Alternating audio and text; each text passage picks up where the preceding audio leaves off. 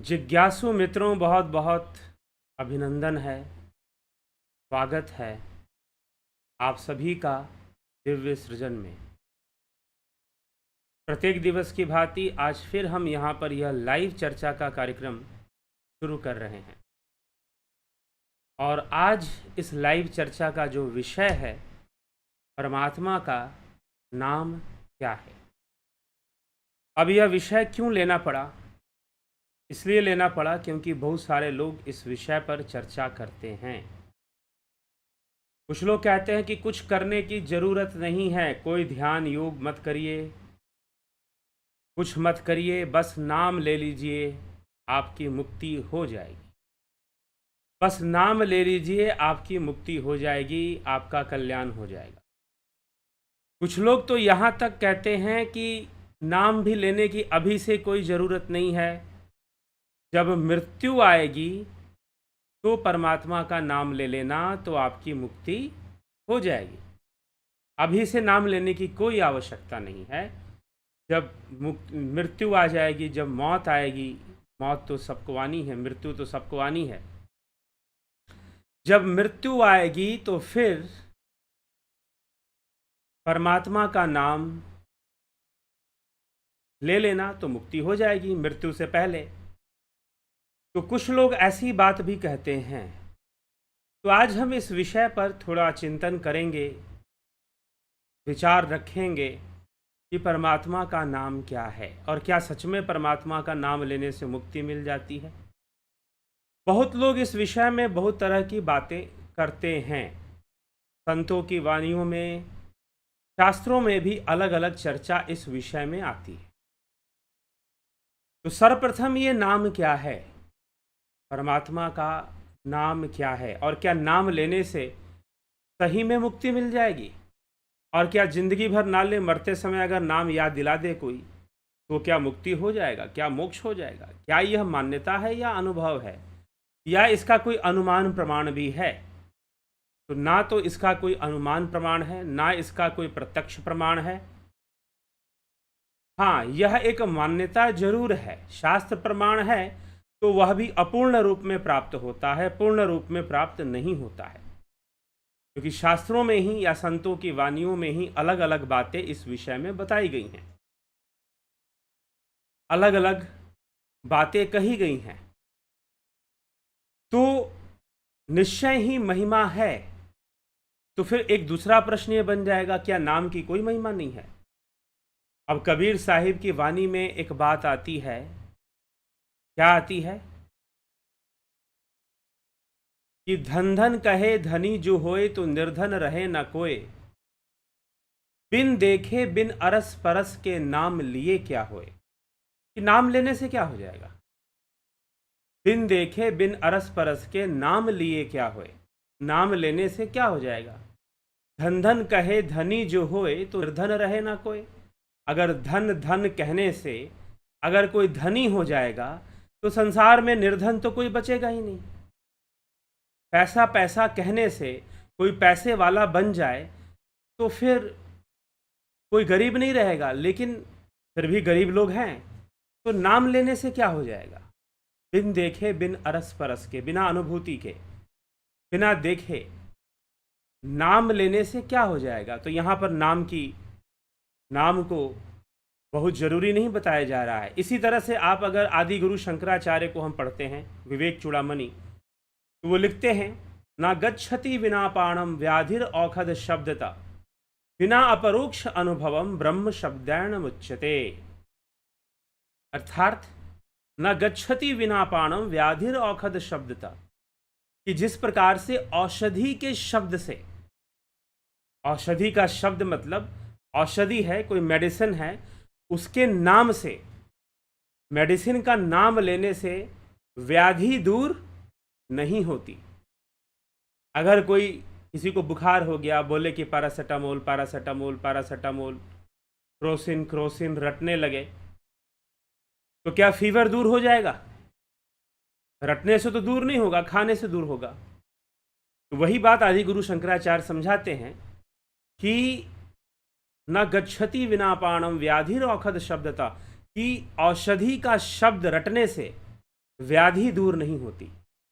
बिना अपरोक्ष अनुभवम, बिना अपरोक्ष अनुभूति के, जब तक अपरोक्ष अनुभूति ना हो।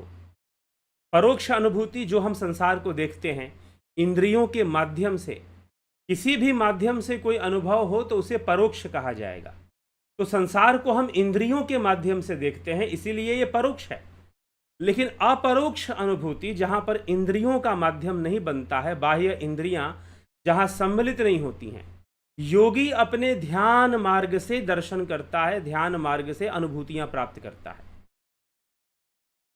जब तक वैसी अनुभूतियां ना हो, बिना अपरोक्ष अनुभवम ब्रह्म शब्देन मुच्यते, ब्रह्म शब्द से कुछ होने वाला नहीं है। ब्रह्म ब्रह्म कहने से कोई ब्रह्म नहीं हो जाता, ठीक है। ब्रह्म ब्रह्म कहने से कोई ब्रह्म नहीं हो जाता, राम राम कहने से कोई राम नहीं हो जाता, कृष्ण कृष्ण कहने से कोई कृष्ण नहीं हो जाता। तो अब ये क्या बात हो गई?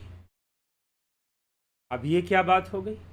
गोस्वामी तुलसीदास जी भी नाम की महिमा गाते हैं, तो नाम के विषय में बहुत कुछ लिखते हैं, लेकिन फिर नाम को कुछ जगहों पर व्यर्थ भी बता देते हैं कि व्यर्थ है ये। आदि गुरु शंकराचार्य कहते हैं नाम लेके ब्रह्म ब्रह्म कह लोगे, ईश्वर ईश्वर कह लोगे, परमात्मा परमात्मा कह लोगे तो उससे क्या हो जाएगा? आदि गुरु शंकराचार्य का साफ साफ कहना है। तो अब यहाँ पे प्रश्न चिन्ह खड़ा होता है। कबीर साहिब भी कह देते हैं कि धन धन कहे धनी जो होए तो निर्धन रहे ना कोई। धन धन कहने से अगर कोई धनी हो जाएगा तो निर्धन तो कोई बचेगा ही नहीं, निर्धन तो कोई रहेगा ही नहीं फिर। तो अब ये बात यहाँ पर आ जाती है कि नाम लेने का, नाम परमात्मा का नाम क्या है, तो क्या नाम लेना चाहिए? नाम लेने से कोई लाभ मिलेगा? राम राम कहने से, कृष्ण कृष्ण कहने से कोई लाभ मिलेगा क्या? कौन सा लाभ मिल जाएगा? नाम लेने से तो मुक्ति नहीं होने वाली, नहीं होने वाली। क्यों नहीं होने वाली? पहले तो मुक्ति की प्रक्रिया। आप एक बात बताओ, पानी पानी कहने से प्यास बुझेगा कि पानी पीने से प्यास बुझेगा? तो पानी पीने का विज्ञान हमको समझ में आ रहा है, तो ये मुक्ति का विज्ञान समझ में क्यों नहीं आ रहा है?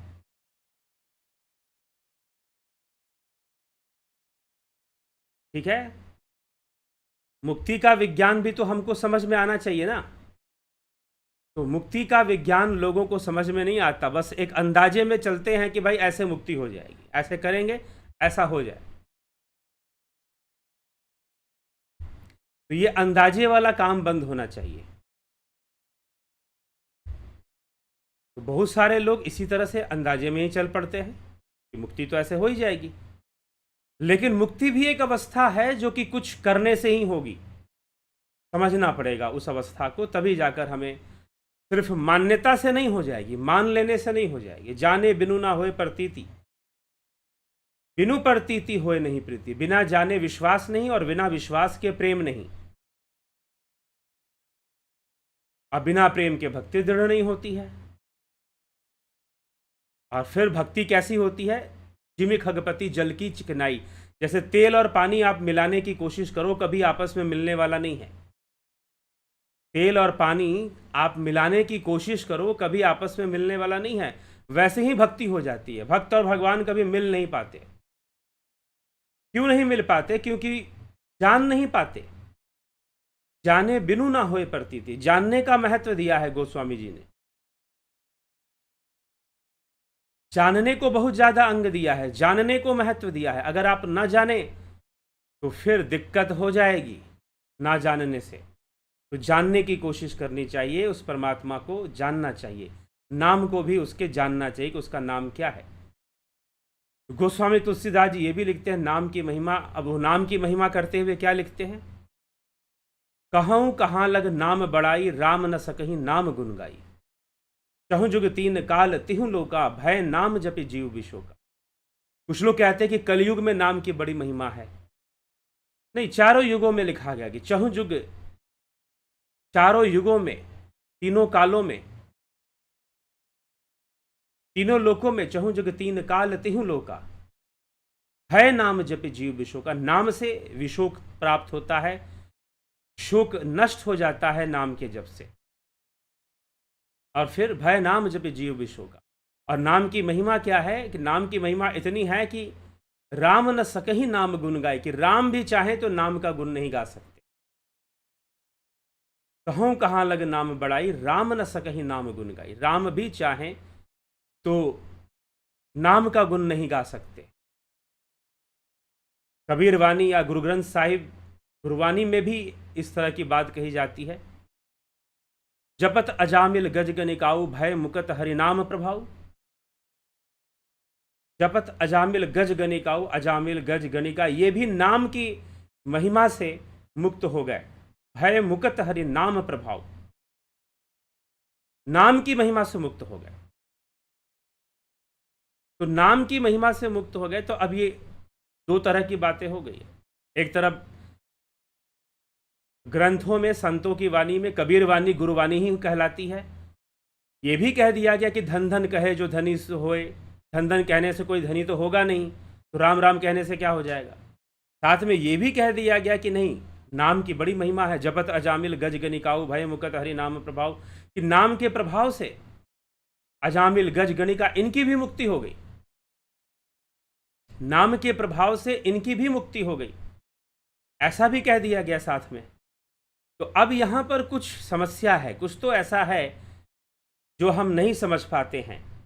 और वह क्या है कि वास्तव में यह परमात्मा का नाम क्या है। अगर वो सही से पता चल जाए तो निश्चय ही हमारा कल्याण है। अब नाम भी दो तरह का है। एक नाम है सगुन, जिसको हम जपते हैं, वो मंत्र के समान है। जैसे हमने राम कह दिया, कृष्ण कह दिया, गोविंद कह दिया, गोपाल कह दिया, ठीक है। नाम है सगुन। हमने ब्रह्म कह दिया, ओम कह दिया, निरंजन कह दिया, निरंकार कह दिया, सोहं कह दिया, सतनाम कह दिया। ये जितने भी शब्द हैं, ओम, निरंजन, निरंकार, सोहं, सतनाम, और फिर राम, कृष्ण, गोविंद, गोपाल, ये जितने भी नाम हैं, यह सब जिह्वा से लेने वाले नाम हैं। यह सब के सब कृत्रिम नाम है। गुरबानी कहती है कि कृत्रिम नाम है। कृत्रिम नाम कथे तेरी जिह्वा, जिह्वा से जो बोलते हैं वो कृत्रिम नाम है। एक बार कहते हैं कि स्वामी विवेकानंद, रामकृष्ण मठ की बात है ये। ठाकुर रामकृष्ण परमहंस जब साक्षात विराजमान थे, तो उस समय उनके सामने उनका एक अनुयायी कहिए या मंदिर में आने वाला एक व्यक्ति पूजा के लिए, वो नाम जप कर रहा था। मुंह से जोर जोर से नाम जप कर रहा था, कृष्ण का नाम ले रहा था, तेज तेज आवाज में नाम ले रहा था। ठाकुर ने उसे कहा कि चुप हो जाओ, चुप हो जाओ। उस परमात्मा का नाम जिह्वा से नहीं लिया जाता, क्योंकि जिह्वा से झूठा हो जाएगा। ऐसे उन्होंने उत्तर दिया। ये सच्ची घटना है रामकृष्ण परमहंस की। जिह्वा से नाम लोगे, झूठा हो जाएगा। और जो झूठा हो गया वह परमात्मा का नाम नहीं है, क्योंकि वो कभी झूठा नहीं हो सकता। तो फिर वह क्या है? अव्यक्तो अक्षरो इत्युक्त स्तमाहु परमाम गतिम यम प्राप्य ना निवर्तन्ते तद्धाम परमम मम। भगवान श्री कृष्ण कहते हैं वह अव्यक्त अक्षर रूप है, जिसकी कभी क्षति नहीं होती, कभी नष्ट नहीं होता। वह अपने आप ही अजपा है। शिव महापुराण उमा संहिता में भगवान शिव कहते हैं माता पार्वती को संबोधित करते हुए कि वह शब्द ब्रह्म, ना ओंकार, ना मंत्र, ना बीज, ना अक्षर, उसका उच्चारण ही नहीं हो सकता। वह उच्चारण के परे है।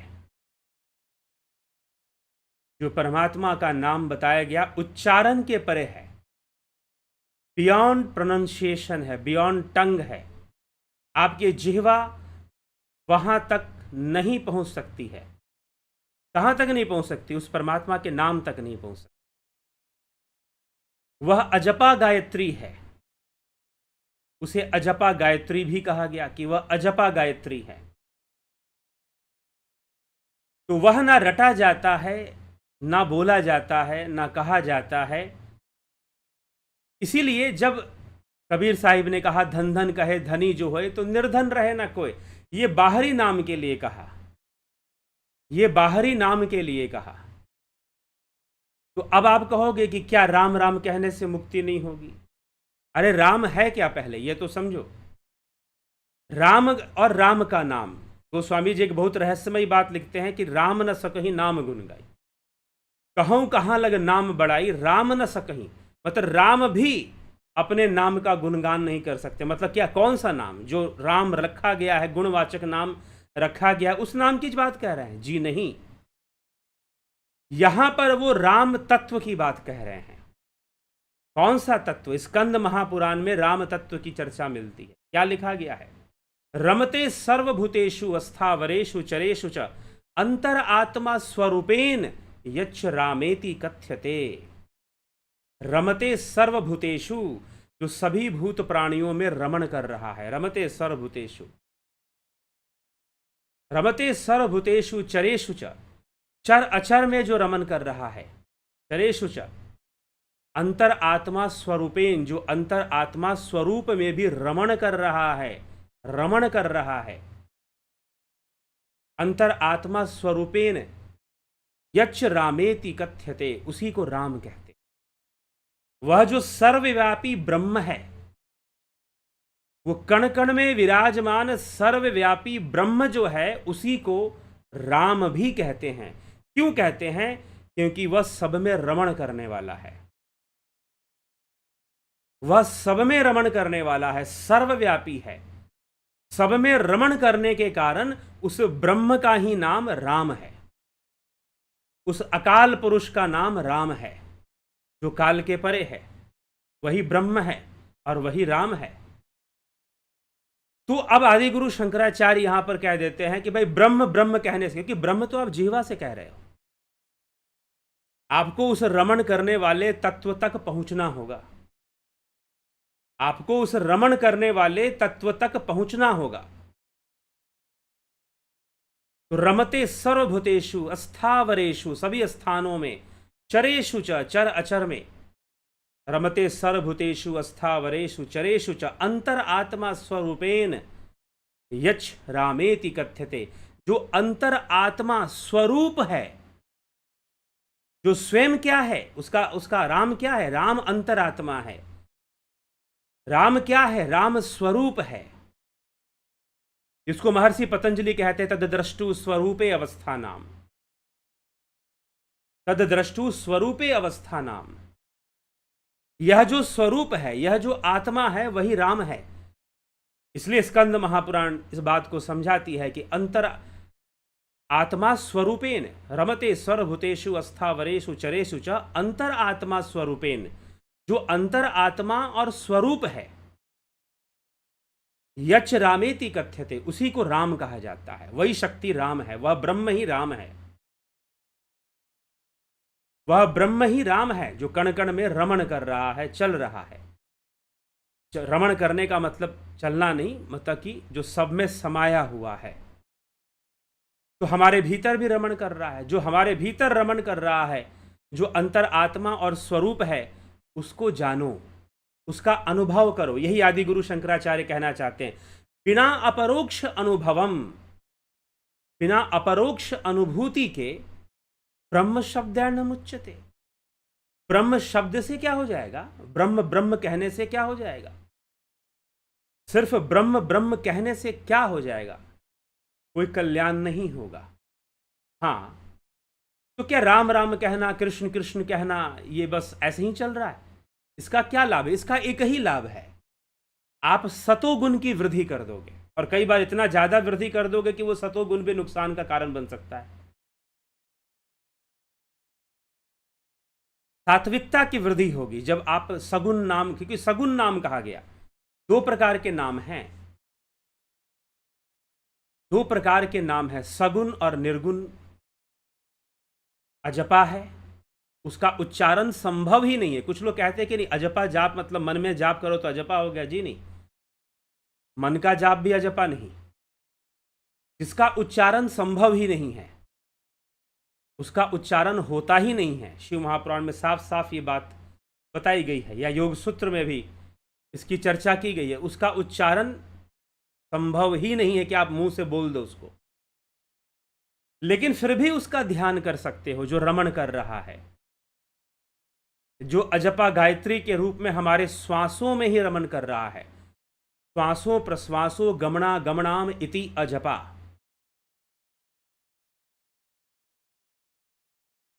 श्वासों प्रश्वासों गमना गमनाम इति अजपा, वह अजपा है। तो वह नाम, और जब नाम होगा तो गोस्वामी तुलसीदास जी कहते हैं कि देखिए रूप नाम अधीना, रूप ज्ञान नहीं नाम विहीना। क्योंकि नाम और रूप भी आपस में जुड़ा हुआ है, तो आप उस ईश्वर के रूप का भी साक्षात्कार तभी करेंगे जब उसके वास्तविक नाम को जान जाएंगे, वास्तविक नाम को जान जाएंगे। सगुण रूप में तो अनेकों नाम है, राम है, कृष्ण है, जैसी लीलाएं हुई, जैसे अवतार हुए, उनके नाम पर रख दिया गया। उनके नाम के स्मरण से क्या होगा? मन एकाग्र होगा। जी हाँ, होगा। उनके नाम के स्मरण से मन एकाग्र होगा, सात्विक वृत्ति बढ़ेगी, निश्चय रूप से बढ़ेगी। अगर सही तरीके से नाम का, बाहरी नाम का भी जप हो तो। लेकिन जब बात मुक्ति की आती है, जब बात परमानंद की आती है, मुक्ति की आती है, तो उसके लिए तो उस अजपा को जानना पड़ेगा। वो जो घट में रमन कर रहा है, जो आत्मा के रूप में विराजमान है, जो स्वरूप है हमारा, उसको जानना पड़ेगा। वही असली राम है और वही असली कृष्ण भी है। इसलिए श्री कृष्ण स्वयं कहते हैं, अहम आत्मा गुडाकेश सर्वभूताश स्थित। सभी भूतों में स्थित आत्मा तो मैं ही हूं। अर्थात सब में कृष्ण ही है, सब में कृष्ण ही विराजमान है। अपनी आत्मा को जान लो तो राम को भी जान गए, अपनी आत्मा को जान लो तो कृष्ण को भी जान गए। बाकी उनकी लीलाओं का वर्णन, उनके नाम का स्मरण, उनके नाम का जयकारा पवित्रता के लिए, बाह्य पवित्रता के लिए, सात्विक गुणों की वृद्धि के लिए, संगठन के लिए ठीक है, जरूरी है, बढ़िया है। लेकिन अगर आप उसे मुक्ति का साधन मानते हैं, मोक्ष का साधन मानते हैं, तो उसमें उसकी मनाही है। उसके लिए मना किया जा रहा है कि भाई ये जो बाहर का नाम है, चाहे राम हो, चाहे ब्रह्म ब्रह्म हो, चाहे ईश्वर ईश्वर बोले, परमात्मा बोले, कुछ भी बोले, बाहर का जो नाम बोल रहे हैं, बाहर का जो गुणवाचक नाम बोल रहे हैं, वो गुणवाचक है। उसके भीतर त्रिगुणी माया काम कर रही है। हाँ, वो सतोगुण की वृद्धि करेगा, इतना जरूर है। तो प्रारंभिक साधकों के लिए ठीक है, थोड़ा सतोगुण की वृद्धि हो जाएगी तो अच्छा है। तामसिकता कलयुग में वैसे ही बढ़ती है। लेकिन जिस नाम की चर्चा आदि गुरु शंकराचार्य कर रहे हैं, न गच्छति विना पाणम व्याधिर औषध शब्दता, जैसे औषधि का शब्द रटने से व्याधि दूर नहीं होगी, बीमारी दूर नहीं होगी, वैसे ब्रह्म ब्रह्म कहने से, राम राम कहने से, कृष्ण कृष्ण कहने से तुम्हें मुक्ति नहीं मिलने वाली, तुम्हें ब्रह्म की प्राप्ति नहीं होने वाली। बिना अपरोक्ष अनुभवम ब्रह्म शब्दैर्न मुच्यते। बिना अपरोक्ष अनुभूति के, और अपरोक्ष अनुभूति कैसे होगा? जब तक अंतर जगत की यात्रा नहीं करोगे,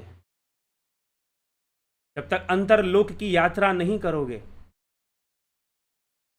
तब तक भला कैसे संभव है? और अंतर जगत की यात्रा, उस अजपा की यात्रा, अजपा जो नाम है वास्तव में वो घोड़ा है, उस पर बैठ जाओ, वो लेके जाएगा आपको, अंतरलोक की यात्राएं करवाएगा, दिव्य लोक की यात्राएं वही करवा देगा, घट में ही नाद सुना देगा। नाम से ही सब हो जाता है, नाम के स्मरण से। लेकिन नाम तो पता हो पहले कि नाम कौन सा। घट के भीतर अजपा। तो जब ध्यान योग होगा तो ध्यान योग के अंदर उस नाम को प्रकट किया जाता है जो घट के भीतर ही चलता है, जो अव्यक्त है, अजपा है, अव्यक्त अवस्था, जहां पर कोई अभिव्यक्ति नहीं होती है। साधक एकदम शांत और शून्य का अनुभव करना शुरू कर देता है, वहां अव्यक्त अक्षर का अनुभव होता है, अनुभूतियां आनी शुरू होती, अनुभव शुरू होता है। तो बिना अपरोक्ष अनुभवम, जब तक अपरोक्ष अनुभूति ना हो जाए, जब तक अपरोक्ष अनुभूति ना हो जाए, तब तक ये नाम रटने से बहुत कुछ होने वाला नहीं है। तो नाम जो अजपा है, जो अंतर में है, जो प्रगट होता है, वो नाम क्या होता है? प्रगट होता है। उसको जपना नहीं पड़ता, उसको रटना नहीं पड़ता, उसका उच्चारण नहीं करना पड़ता, वो प्रगट होता है। प्रगट होता है तो वो स्पंदित होता है, स्पंदन के रूप में प्रगट होता है। वो सुनाई देता है, महावीर जब नाम सुनावे, सुनने की बात कही, भूत पिशाच निकट नहीं आवे। उस नाम में सुगंधी होती है। महामृत्युंजय मंत्र में जो कहा गया, ओम त्रयंबकम जजामहे सुगंधिम पुष्टिवर्धनम उर्वारुकमिव बंधनात् मृत्युर्मुक्षेमामृता। उस ईश्वर जो तीनों लोकों में विराजमान, उस ईश्वर का यजन, उसका नाम स्मरण करने से सुगंधी और पुष्टि प्राप्त होती। जी हां, यह सुगंध वास्तव में आता है। गोस्वामी तुलसीदास जी इसलिए तो लिखते हैं कि बिनु पद चलई सुनई बिन काना, कर बिन कर्म करई विधि नाना, आनंद बिनु सकल रस भोगी, बिन बानी बक्ता बड़ जोगी।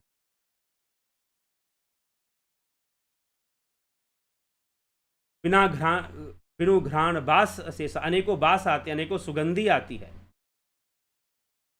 घट के भीतर ही सुगंध आ जाती है और पुष्टि आती है, शक्ति आती है। उस नाम से जब हम जुड़ जाते हैं, उससे जुड़ना पड़ता है। वह एक अखंड वृत्ति है। वह जो अजपा जाप है, वह जो अजपा नाम है, वह एक अखंड वृत्ति है। वह क्या है? एक अखंड वृत्ति है। वो कभी खंडित नहीं होती। हमें उस अखंड वृत्ति से जुड़ना है, उस अखंड स्पंदन से हमें जुड़ना है। और जब उस अखंड वृत्ति से हम जुड़ जाते हैं तो अपने आप उस नाम से जुड़े रहते हैं, उस नाम से जुड़े रहते हैं। फिर नाम और नामी दोनों एक हो जाते हैं, एक ऐसी अवस्था आती है। तो उस अखंड वृत्ति से हम जुड़े रहते हैं। तो ध्यान योग आपको उस गहराई में ले जाता है जहां आप उस अखंड वृत्ति से जुड़ जाते हैं। सोहंग अस्मिति वृत्ति अखंडा, दीप शिखा सोई परम प्रचंडा, आत्म अनुभव सुख सुप्रकाशा, तब भव भूल भेद भ्रमनासा। गोस्वामी तुलसीदास जी लिखते हैं, सोहंग अस्मि, सारे भ्रम कब दूर होंगे, सारे भेद कब दूर होंगे? तो गोस्वामी तुलसीदास जी मंत्र देते हैं, सोहंग अस्मिति वृत्ति अखंडा, दीप शिखा सोई परम प्रचंडा, आत्म अनुभव सुख सुप्रकाशा, तब भव भूल भेद भ्रमनासा। इतने कथावाचक हैं, इतने सुनाते हैं ये वाली बात जो तुलसीदास जी लिख रहे हैं। अभी मैं कहीं पर गया था मध्य प्रदेश में, वहाँ एक महानुभाव मिले। उन्होंने कहा कि कथा में तो जो तुलसीदास जी ने गूढ़ रहस्यमयी बातें की हैं वो तो कोई समझाता ही नहीं है,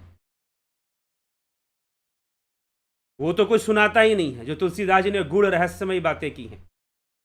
गोस्वामी जी लिखते हैं, सुहंग स्मृति वृत्ति अखंडा, एक अखंड वृत्ति है। दीप शिखा सोई परम प्रचंडा, आत्म अनुभव सुख सुप्रकाशा, आत्मा का अनुभव होता है सुख सुप्रकाशा, प्रकाश रूप में आत्म अनुभव सुख सुप्रकाशा, तब भव भूल भेद भ्रमनासा। फिर क्या होगा? तब भव भूल, भव को भूल जाओगे, संसार को भूलोगे। फिर तब भव भूल भेद भ्रमनासा, भेद और भ्रम का नाश हो जाएगा जब तुम्हें आत्मज्ञान हो जाएगा। लेकिन आत्मज्ञान कैसे होगा? जब उस अखंड वृत्ति के साथ जुड़ जाओगे। सोहंग स्मृति वृत्ति अखंडा। अब आप कहोगे कि अच्छा, वो अखंड वृत्ति सोहंग है, तो अभी भी समझ में नहीं आया। कबीर साहब कहते हैं, जो जन हुई है जौहरी, रतन ली है बिलगाए, सोहंग सोहंग करता जग मुआ, बिरथा जन्म गंवाए। ये जिह्वा से सोहंग सोहंग करने से बेकार हो गया टाइम, ऐसा समझो। लेकिन जो जौहरी होगा वो रत्नों को बिलगा कर लेगा। जिह्वा का तो इस्तेमाल ही नहीं करना ना, क्योंकि जिह्वा का इस्तेमाल करते ही कृत्रिम हो जाएगा। तो जिह्वा का तो इस्तेमाल ही नहीं करना। उस अजपा जाप में तो जिह्वा का कोई प्रयोग ही नहीं, मन का भी कोई प्रयोग नहीं। वो तो अखंड वृत्ति है। वो अखंड वृत्ति निरंतर चले जा रही है, चले जा रही है, चले जा रही है। हमें उस अखंड वृत्ति से जुड़ना है, हमें उस अखंड वृत्ति से जुड़ना है। और ध्यान योग, यह जो ध्यान योग है आपके घट के भीतर उस नाम को प्रकट करता है। क्या रटवाया जाता है नाम? क्या जपवाया जाता है या उच्चारण करवाया जाता है? नहीं, नाम आपके घट के भीतर प्रकट होता है। ठीक है, प्रकट होता है आपके घट के भीतर, आप उस स्पंदन से जुड़ते हो, तब जाके शिव सूत्र स्पंद कारिका का रहस्य समझ में आएगा। आप उस स्पंदन से जुड़ जाते हो। यह एक विशेषता है। तो इस रहस्य को समझना है। यह सब गूढ़ रहस्य की थोड़ी बातें जरूर हैं और मात्र यहां मेरे बोलने से स्पष्ट नहीं होंगे जब तक प्रैक्टिकल नहीं होगा। प्रैक्टिकल से जुड़ना पड़ेगा और प्रैक्टिकल से जुड़ने का ही मार्ग है ध्यान योग, जो 20 जून से शुरू हो रहा है। और जो लोग ध्यान योग का कोर्स करते हैं, वीडियोस प्राप्त करते हैं, साथ ही साथ लाइव सेशन भी करते हैं, उनको स्पष्ट हो जाता है कि हमें किस नाम से जुड़ना है, किस नाम से जुड़ना है। सोहंग स्मृति वृत्ति अखंडा दीप शिखा सोई परम प्रचंडा आत्म अनुभव सुख सुप्रकाशा। उत्तरकांड गोस्वामी तुलसीदास जी की रचना है। ये साधना के गूढ़ रहस्यों को रामचरितमानस में तुलसीदास जी ने बड़ी सुंदरता से व्यक्त किया है कई जगहों पर। लेकिन मैं पीछे मध्य प्रदेश गया था तो वहां पर लोगों ने कहा कि बहुत सारे कथावाचक हैं यहाँ, लेकिन ऐसे आत्मज्ञान के गूढ़ रहस्यों को कभी रामचरितमानस से प्रकट नहीं करते, ना कभी आत्मज्ञान का विषय समझाने का प्रयास करते हैं। अब खुद का अभ्यास ना हो तो कहां से प्रयास करेंगे, कहां से वो बातें लेकर आएंगे। अरे भाई, मिठाई को मीठा कहने के लिए खुद भी तो खाना पड़ता है ना पहले, कि भाई हाँ स्वादिष्ट है, तभी तो दुनिया को बताएंगे। ऐसे कैसे बताएंगे, नहीं तो झूठ होगा। और झूठ बोलेंगे तो कहीं ना कहीं गलती कर जाएंगे, मिस्टेक कर जाएंगे, चूक कर जाएंगे और पकड़े जाएंगे कि भाई ये व्यक्ति अनुभव तो नहीं किया है, बस ऐसे ही बोले जा रहा है, इसकी व्यक्तिगत अनुभूति नहीं है। सही से आपको अभ्यास के मार्ग पर वही ले जा सकता है जिसने स्वयं अभ्यास किया है और अभ्यास कर कर अनुभूतियों को प्राप्त किया है, वही आपको उस मार्ग पर ले जा सकता। ये तो सबको नहीं ले जा सकता। आजकल क्या है कि मेडिटेशन ट्रेनर बनना, योगा ट्रेनर बनना, कई लोग इसे प्रोफेशन के रूप में भी देखते हैं। कई लोग इसे प्रोफेशन के रूप में, धंधे के रूप में भी देखते हैं कि चलो भाई हम भी डिग्री सर्टिफिकेट, आजकल सर्टिफिकेट मिलने का भी जमाना है, आजकल सर्टिफिकेट का जमाना है। अभी मैंने ध्यान योग का कोर्स, एक व्यक्ति ने, एक महानुभाव ने ध्यान योग का कोर्स किया, बाद में वो सर्टिफिकेट मुझसे मांग रहे हैं कि आपको इस सर्टिफिकेट दे दीजिए। मैंने कहा कि हमने आपको कोई प्रोफेशनल कोर्स नहीं करवाया है कि आप इसको किसी को दोगे या इसको एडवर्टाइज करोगे। हमने इस उद्देश्य से आपको कोर्स नहीं करवाया है। अगर उस उद्देश्य से एज ए ट्रेनर हम आपको कोर्स करवाएंगे तो फिर तो लंबा चौड़ा आपकी परीक्षाएं भी लेंगे, देखेंगे कि आपके अंदर कितनी मैच्योरिटी है, कितनी परिपक्वता है, तब जाकर शायद आपको हम दें सर्टिफिकेट कि भाई हाँ आप भी आगे किसी को करा सकते हैं। हमने कहा कि इसीलिए हम सर्टिफिकेट इश्यू नहीं करते हैं इस चीज़ का। हाँ, भविष्य में कभी लगा तो किया जाएगा। तो लेकिन जमाना है सर्टिफिकेशन का, सर्टिफिकेट मिल गया ना हमारे पास, दुनिया को दिखा तो सकते हैं। भले हम इसीलिए आजकल प्रोफेशन के रूप में भी, लेकिन जब तक अनुभव की गहराई में नहीं उतरोगे तो किसी को अनुभव की गहराई में ले भी नहीं जा पाओगे, ये ध्यान रखना। और अनुभव की गहराई में उतरने के लिए, साधना के अनुभव की गहराई में उतरने के लिए, ध्यान योग की गहराई में उतरने के लिए समय देना पड़ता है, समय देना पड़ता है, टाइम देना पड़ता है। कई वर्षों का समय जब दोगे तब जाकर कुछ बातें समझ में आएंगी, तब किसी को कुछ गाइड कर पाओगे, बता पाओगे। लेकिन आजकल चला हुआ है कि फटाफट हम कई कुछ चीज़ों को जान ले, सर्टिफिकेट मिल जाए। तो देखो, सर्टिफिकेट मिलना, ट्रेनर बन जाना और योगी बनने में बहुत डिफरेंस है। योगी होना एक अलग विषय है, योगा टीचर बन जाना एक अलग विषय है, और योगी बन जाना एक अलग विषय है कि वास्तव में आप योगी हैं। अब हठ प्रदीपिका ग्रंथ में तो स्वामी स्वात्मा राम जी कहते हैं कि कितना भी आसन कर लो, कितना भी हठ योग कर लो, अगर राज योग में प्रवेश नहीं किए तो तुम अपने आप को योगी मत कहो, तुम योगी कहलाने लायक नहीं हो, चाहे कितना भी हठ योग कर लो। वैसे हठ प्रदीपिका ग्रंथ हठ योग का ग्रंथ है, 3 अध्याय हठयोग पर हैं, 1 अध्याय राजयोग पर है, नादानुसंधान। लेकिन कितना भी हठ योग कर लो और अगर राजयोग में प्रवेश नहीं प्राप्त होता तुम्हें, तो तुम योगी कहलाने लायक नहीं हो। यह शास्त्र वाक्य है, कोई मैं नहीं कह रहा हूं। तो हमें इस बात पर विचार करना चाहिए। हठ योग का भी उद्देश्य है राजयोग की प्राप्ति करना।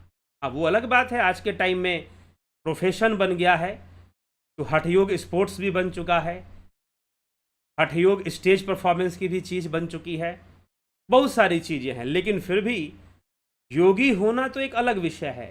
कृष्ण भी अर्जुन को योगी ही बना रहे हैं। तस्माद योगी भव अर्जुन, अर्जुन तुम योगी बन जाओ। कृष्ण भी अर्जुन को योगी ही तो बना रहे हैं।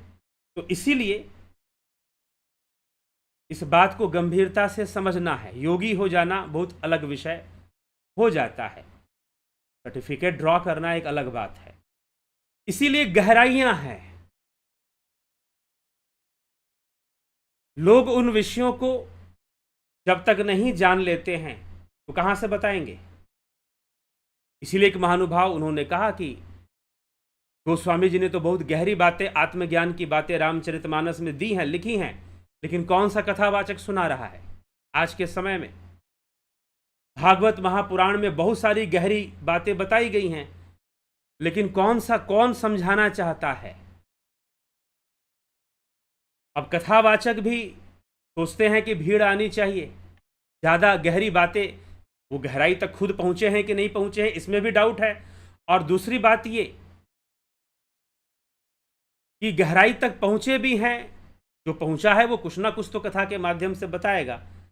बाकी मुख्य उद्देश्य तो भीड़ तंत्र है, भीड़ को इकट्ठा करना है। तो बातें वहां से चलती हैं, भीड़ से।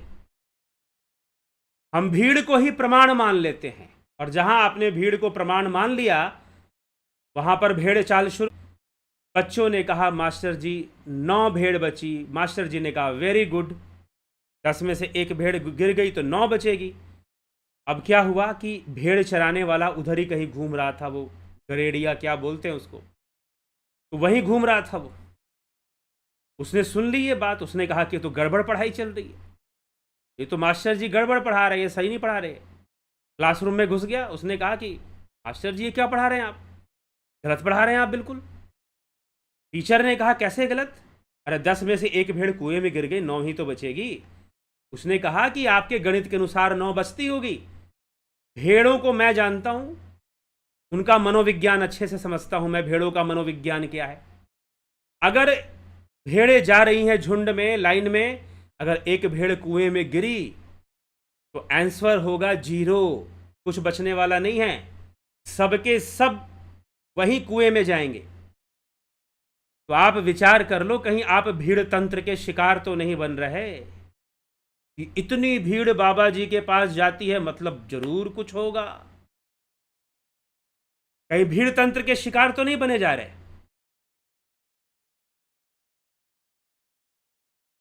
थोड़ा सा ध्यान रखना है। बनिए शिकार, लेकिन जो मूल तत्व है कहीं छूट तो नहीं जाएगा।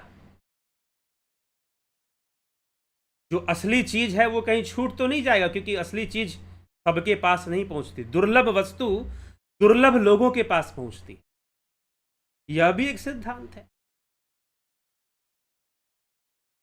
तो कहीं भीड़ तंत्र का शिकार हो जाएंगे तो फिर क्या होगा। तो कहीं भीड़ तंत्र का शिकार तो नहीं हो रहा है, तो अंदर में जो आनंद आना चाहिए वो कभी आने वाला नहीं है। फिर भीतर में जो आनंद आना चाहिए वो कभी आने वाला नहीं है। जीवन का जो उद्देश्य पूर्ण होना चाहिए वो कभी पूर्ण होने वाला नहीं है फिर। तो इसलिए हमें चिंतन करना चाहिए, मनन करना चाहिए इस विषय पर। और उस परमात्मा का नाम जो अखंड वृत्ति के रूप में है, गोस्वामी तुलसीदास जी ने कहा कि वो अखंड वृत्ति के रूप में है, वो प्रकट होता है, उससे जुड़ना पड़ता है। और ध्यान योग वो साधना सिखाई जाती है। ध्यान योग में वो साधना सिखाई जाती है जिससे कि आप उस अखंड वृत्ति के साथ जुड़ जाते हैं, जिससे कि आप अखंड वृत्ति के साथ जुड़ जाते हैं। ध्यान योग के अंतर्गत और जुड़कर उसका आनंद उठा सकते हैं। तो 20 जून से यह ध्यान युग का कोर्स, अगर आप जानना चाहते हैं कि परमात्मा का वास्तविक नाम क्या है, यह अखंड वृत्ति क्या है, जिस अखंड वृत्ति से जुड़ने से होगा क्या, तुलसीदास जी ने बहुत सुंदर लिखा है यह चौपाई।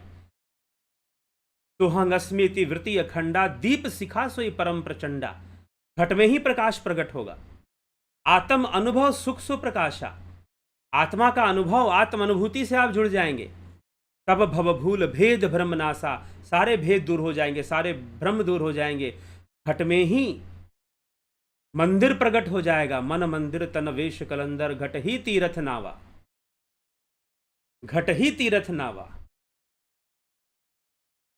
एक शब्द मोहे प्राण बसत है, बहुरी जन्म न पावा।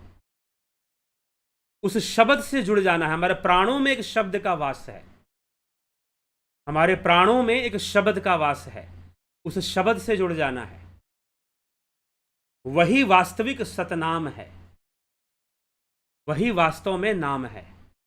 उस नाम से जुड़ जाना है, उससे जुड़ा जाता है। वो अखंड वृत्ति है, वो अखंड वृत्ति है, खंडित नहीं होती, वो ऐसी वृत्ति है। उस वृत्ति से, उस अखंड से जुड़ना है, तो जाकर आप नाम से जुड़ते हैं, उसका अनुभव करते हैं। और बाहरी नाम के लिए कहा गया, बाहरी नाम से सात्विकता की वृद्धि होगी, सतोगुण की वृद्धि होगी, एकाग्रता की भी वृद्धि होगी, लेकिन मुक्ति संभव नहीं, ज्ञान संभव नहीं। तो इसलिए उसका नाम भी अजपा है, अखंड वृत्ति है, बियॉन्ड सेंसेस है, बियॉन्ड सेंसेस है, सेंसेस के परे है, इंद्रियों के परे है वो नाम। वो एक अखंड वृत्ति है, वो आत्मा का अनुभव करा देती है, उससे जुड़ जाए कोई तो। वो ब्रह्मनाद से जोड़ देती है, ब्रह्मनादम समाध्याता मध्य में समृद्धते, प्रकाश अरस्वती रूपा सर्व ज्योति विधीयते। कैसा अनुभव होता है? प्रकाश अरस्वती रूपा सर्व ज्योति विधीयते, जैसे चारों तरफ ज्योति प्रकाश प्रकट हो गया हो, ऐसा अनुभव शुरू हो जाएगा। ब्रह्मनादम समाध्याता मध्य में समृद्धते, ब्रह्मनाद का अनुभव होना कुछ ऐसे शुरू हो जाता है। ठीक, जब आप उस अखंड वृत्ति से जुड़ते हैं, तो उस नाम से जुड़ जाते हैं, तो वो बाहर का नाम नहीं है, वो अखंड वृत्ति है, वह अव्यक्त वृत्ति है, उसे अव्यक्त कहा गया है। वो परमधाम की यात्रा करवा देता है, वो नाम प्रकट होता है। वो मुंह से बताने वाली चीज भी नहीं है, मुंह से बताकर भी आपको कंफ्यूजन हो जाएगा। अभी ठाकुर रामकृष्ण परमहंस ने कहा कि जिह्वा से तो जूठा हो जाएगा, और वो कभी जूठा हो नहीं सकता, तो इसलिए वो जिह्वा के परे है, बियॉन्ड टंग।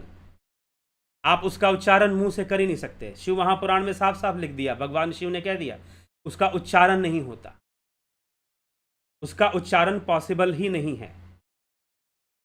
ओके, तो यह सारी बातें हैं नाम के विषय में। तो वह एक वाइब्रेशन, कॉस्मिक वाइब्रेशन, एक स्पंदन है, वो स्पंदकारी का, स्पंदन का विज्ञान है। वो एक स्पंदन से जुड़ने की बात कही गई है। नाम से जुड़ने का मतलब ये है। ठीक है, चलिए तो आगे बढ़ते हैं हम। आपके कमेंट्स भी देखेंगे, और कोर्सेस, ध्यान योग का कोर्स 20 जून से शुरू हो रहा है, जरूर ज्वाइन कर लीजिए। प्राकृतिक चिकित्सा, naturopathy, only in naturopathy patients becomes doctor. सिर्फ नेचुरोपैथी में संभव है कि आप अपना इलाज स्वयं कर सके, ऐसी टेक्निक बताई जाती है। साथ ही फिलोसॉफी का कोर्स जो है, दर्शन का कोर्स, यह भी आपको शुरू हो रहा है 20 जून से, इसको भी शुरू करेंगे, इसका भी आप लाभ उठा सकते हैं। और अपने जीवन संबंधी कोई भी प्रश्न आप पूछना चाहते हैं, तो ज्योतिष, वैदिक ज्योतिष के मार्ग से आप सलाह ले सकते हैं, कंसल्ट कर सकते हैं, आप कंसल्टेंसी प्राप्त कर सकते हैं, कांटेक्ट कर सकते हैं। चलिए देखते हैं कौन कौन विराजमान है, उपस्थित है, क्या प्रश्न कर रहे हैं। प्रियंका माते जी, नरेंद्र माकुड़े जी, बहुत अभिनंदन। अवनी प्रधान जी, चित्रंजन बरुआ जी, कन्हई कुमार जी, विनोद के सूद, गोविंद प्रसाद नीमा, संतोष गुप्ता, संतोष कुमार, सोनी पंडित, माधुरी कोल्हे, अजित भाई पटेल, अजय सिंह सिसोदिया, सविता नायक जी बहुत अभिनंदन है, शेखर शेखर, रतन सिंह जी, हीरालाल यादव, काशीनाथ जी, श्वेता राय सिन्हा जी, बहुत अभिनंदन है आप सभी लोगों का, विष्णु चंद्र मौर्य जी, राजू पाल, घनश्याम सरोदे, भगवती पटेल, अमन कक्कर, प्रेम सागर यादव जी, विक्रम सिंह जी, हेमलता पांडे, ईशा नमस्कार, ओम तत्सत, Vinod Kumar Sharma,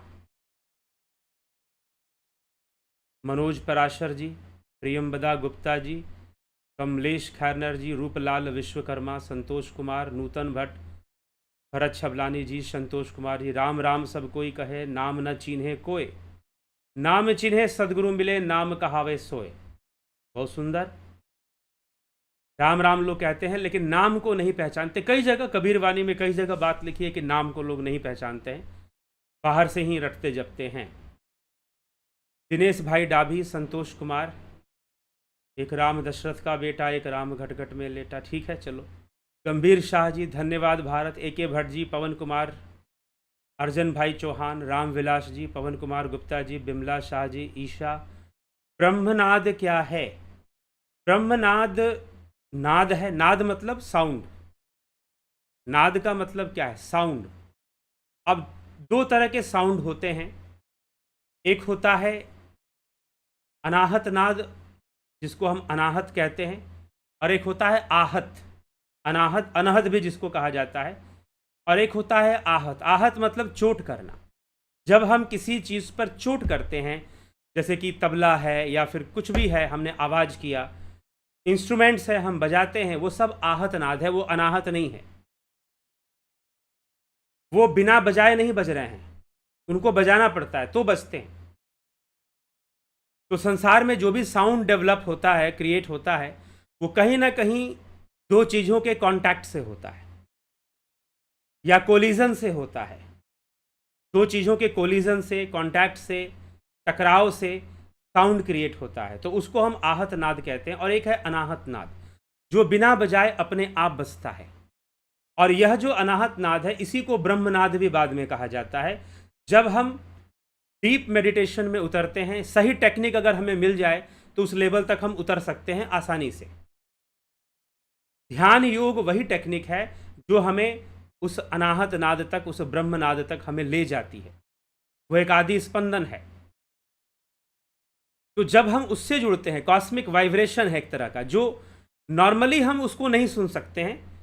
specially in a process, हमारी कॉन्शियसनेस लेवल जब थोड़ी राइज करती है, ध्यान योग के द्वारा हमारी चेतना विकसित करने लग जाती है, तो हम उस ध्वनि को सुन सकते हैं। हम उसे सुन सकते हैं और उसको सुनने से हम एक आनंद, एक अद्भुत आनंद का अनुभव करना शुरू कर देते हैं। एक अद्भुत आनंद हमें आने लग जाता है। तो वह जो है, वह नाद हमें फिर सुनाई देना शुरू होता है। तो इस तरह से उस नाद को, उस ब्रह्म नाद को अगर हमें जानना है, तो हमें ध्यान योग की गहराई में थोड़ा उतरना पड़ेगा। ध्यान योग को हम समझेंगे, प्रैक्टिस करेंगे, तो उस नाद से हम सहजता से जुड़ पाएंगे। एक सही टेक्निक मिलेगा, सही गाइडलाइंस मिलेगा, तो धीरे धीरे हम उस लेवल पर, उस सटल लेवल पर उतर जाते हैं, सूक्ष्म स्तर पर, जहाँ पर हम उस नाद को आसानी से, हम परसेप्शन में आ जाएगा, हमारी अनुभूति में आ जाएगा। हाँ, ध्यान से उठेंगे तो हो सकता है कि वो नाद के टच में हम ना रहें, लेकिन ध्यान के माध्यम से हम बार बार उससे जुड़ जाएंगे। फिर बाद में भी लोग कहते हैं कि जब प्रैक्टिस थोड़ी हो जाएगी तो वैसे भी उनको उस नाद का अनुभव होने लग जाता है। काशीनाथ जी, बहुत गूढ़ ज्ञान प्राप्त हुआ की बात है। गोपाल लाल शर्मा, 3 अवस्था 3 गुण तही कपास ते काढ़, ठीक है। गुरु जी के विचारों को सुनकर चिंतन मनन करें, अवश्य लाभान्वित हों, ठीक है। Santosh Kumar ji, Vinod Kumar Sharma ji, thanks a lot for clarification on today's topic. Thank you to everyone. आप सभी का भी बहुत बहुत आभार, अभिनंदन है। तो चलिए, इसी के साथ हम आज के कार्यक्रम को विराम की ओर ले चलते हैं। कल फिर मिलते हैं 9 PM लाइव चर्चा में। कल और कोई गूढ़ विषय, साधना से संबंधित, योग से संबंधित, शास्त्रों से संबंधित, जीवन से संबंधित इन सब कुछ ना कोई टॉपिक लेकर हम फिर से कल उपस्थित होंगे और ऐसे विषयों पर हम चर्चा करेंगे। नाद की चर्चा, ब्रह्मनाद की किसी ने प्रश्न किया है, तो कोशिश करेंगे कि नाद की व्याख्या हो जाए। लेकिन अब जब भी मैं इन विषयों की व्याख्या करता हूँ तो मुझे खुद थोड़ा सा अधूरापन महसूस होता है, क्योंकि यह व्याख्या का विषय नहीं है। लेकिन फिर भी प्रेरणा देने के लिए व्याख्या भी करना जरूरी है। अगर मैंने आज नाम क्या है मैं नहीं बता पाया हूं आपको। क्यों नहीं बता पाया हूं? क्योंकि ये ऐसे बताने का विषय नहीं है। यह तो तूने मंदिर दिया जला के, आसन से मत डोल रे तो है पिया मिलेंगे, घूंघट के पट खोल रे तो है पिया मिलेंगे। आसन लगा के ध्यान में बैठोगे तब जाकर स्पष्ट होगा कि नाम क्या है। जब ध्यान योग करोगे तब जाकर स्पष्ट होगा कि नाम क्या है। ठीक है, वैसे ही नाद का विषय है। तो ये साधना के विषय हैं जो कि बिना प्रैक्टिस के, बिना प्रयोग के पूरी तरह से समझ में आने वाले नहीं है, पूरा स्पष्ट होने वाला नहीं है। प्रैक्टिस में उतरना पड़ता है, तब जाके स्पष्टीकरण मिलता है। ठीक है, तो यह इसके साथ जुड़ जाता है। तो प्रैक्टिस करें। आप कैसे करेंगे? जो लोग कर चुके हैं वो कमेंट्स भी कर रहे हैं, समझ में भी आ रहा है, उनको समझ में आ रहा है कि मैं कहाँ पे बता रहा हूँ, किस अभ्यास के बारे में बता रहा हूँ। लेकिन जिन्होंने नहीं किया है वो ध्यान योग से जुड़ें, अभ्यास करें, प्रैक्टिस करें, तो नाम समझ में आ जाएगा, नाद भी समझ में आ जाएगा कि नाद क्या चीज़ होती है। ठीक है, सुरत क्या है, निरत क्या है, सुरति निरति। नाद ही सुरति है और नाद में समाधि को प्राप्त हो जाना निरति हो जाती है। तो इस तरह से इनके रहस्य हैं। तो अभ्यास का विषय है, ध्यान योग का अभ्यास, साथ में प्राकृतिक चिकित्सा। और भारतीय दर्शन और पाश्चात्य दर्शन दोनों को समझने के लिए दोनों में क्या समरूपता है, कहाँ विभिन्नताएं हैं, कहाँ भिन्नताएं हैं, कहाँ समताएं हैं, इन सभी बातों को और दर्शन के एक इतिहास को स्पष्ट करने के लिए यह दर्शन का कोर्स है, फिलोसॉफी का कोर्स है। आप इसे ज्वाइन कर सकते हैं। मात्र 900 रुपये में यह कोर्स है। पूरे 1 महीने का कोर्स है 900 रुपये में। इसलिए रखा गया ताकि ज़्यादा से ज़्यादा लोग इसका लाभ उठाएं, इसको ज्वाइन करें। चलिए, तो 20 जून से यह भी शुरू होगा, फिलॉसफी का कोर्स 20 जून से, प्राकृतिक चिकित्सा 20 जून से और ध्यान योग भी 20 जून से ही शुरू होगा। तो चलिए, आप सभी इसका लाभ उठाएं, लाभान्वित हों, यही उद्देश्य है। इसके साथ ही हम विराम देंगे। आप ज्वाइन करना चाहते हैं इन कोर्सेज को तो आप व्हाट्सएप मैसेज कीजिए और जानकारी लीजिए कि हमें कैसे ज्वाइन करना चाहिए, आपको बता दिया जाएगा। ठीक है, व्हाट्सएप मैसेज पर आपको बता दिया जाएगा। नहीं तो वैसे भी आप मैसेज कर या फ़ोन कर जानकारी ले सकते हैं, लेकिन आप मैसेज करेंगे तो ज़्यादा अच्छा रहेगा और आपको उस पर उत्तर दे दिया जाएगा कि कैसे ज्वाइन करना। ठीक है, तो इसी के साथ विदा लेंगे आप सभी से। कल फिर मिलेंगे 9 PM लाइव चर्चा में। बहुत बहुत आभार आप सभी का। ओम तत्सत।